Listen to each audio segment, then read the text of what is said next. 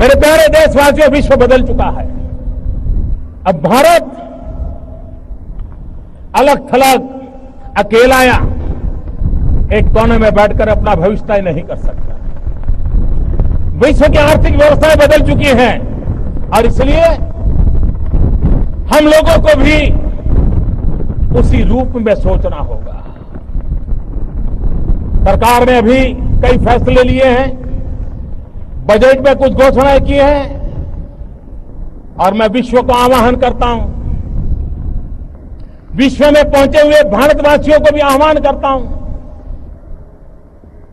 आज अगर हमें नौजवानों को ज्यादा से ज्यादा रोजगार देना है तो हमें मैन्युफैक्चरिंग सेक्टर को बढ़ावा देना पड़ेगा। इंपोर्ट एक्सपोर्ट की जो स्थिति है उसको संतुलन पैदा करना हो तो हमें मैन्युफैक्चरिंग सेक्टर पर बल देना होगा।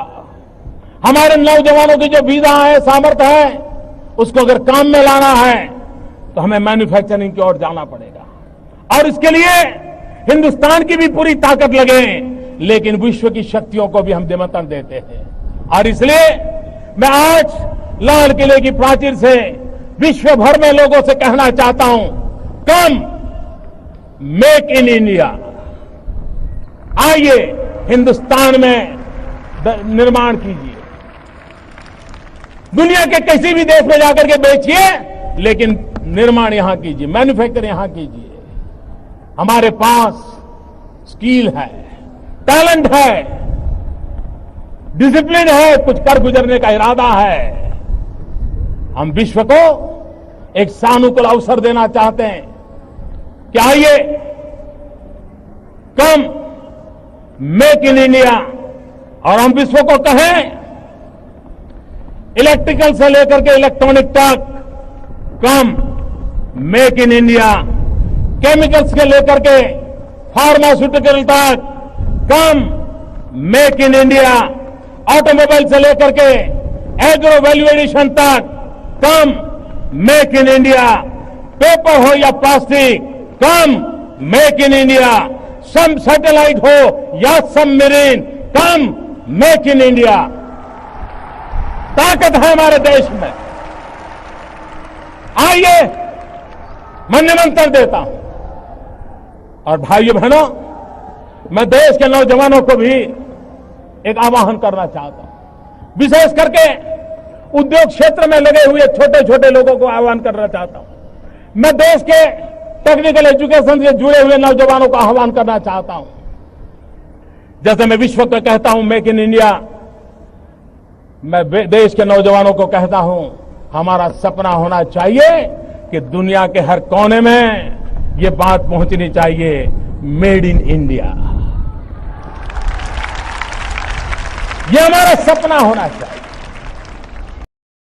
भाइयों बहनों, मैं नौजवानों से कहना चाहता हूं, आपके रहते हुए छोटी मोटी चीजें हमें दुनिया से इंपोर्ट क्यों करनी पड़े? क्या मेरे देश के नौजवान ये तय कर सकते हैं? वो जरा रिसर्च करें, ढूंढें कि भारत कितने प्रकार की चीजों को इंपोर्ट करता है और वो फैसला करें कि मैं अपने छोटे छोटे काम के द्वारा, उद्योग के द्वारा, मेरा छोटा ही कारखाना क्यों ना हो, लेकिन मेरे देश को इंपोर्ट करने वाली कम से कम एक चीज मैं ऐसी बनाऊंगा कि मेरे देश को कभी इंपोर्ट ना करना पड़े। इतना ही नहीं, मेरा देश एक्सपोर्ट करने की स्थिति में आए। अगर हिंदुस्तान के लाखों नौजवान एक एक आइटम लेकर के बैठ जाए, भारत दुनिया में एक्सपोर्ट करने वाला देश बन सकता है। और इसलिए मेरा आग्रह है नौजवानों से, विशेष करके छोटे मोटे उद्योगकारों से, दो बातों में कॉम्प्रोमाइज न करें। एक, जीरो डिफेक्ट, दूसरा जीरो इफेक्ट। हम वो मैन्युफैक्चरिंग करें जिसमें जीरो डिफेक्ट हो, ताकि दुनिया के बाजार से कभी वापिस ना आए, और हम वो मैन्युफैक्चरिंग करें जिससे जीरो इफेक्ट हो, पर्यावरण पर इसका कोई नेगेटिव इफेक्ट ना हो। जीरो डिफेक्ट, जीरो इफेक्ट के साथ मैन्युफैक्चरिंग सेक्टर का सपना लेकर के अगर हम आगे चलते हैं तो मुझे विश्वास है मेरे भाइयों बहनों, कि जिस काम को लेकर के हम चल रहे हैं उस काम को पूरा करेंगे।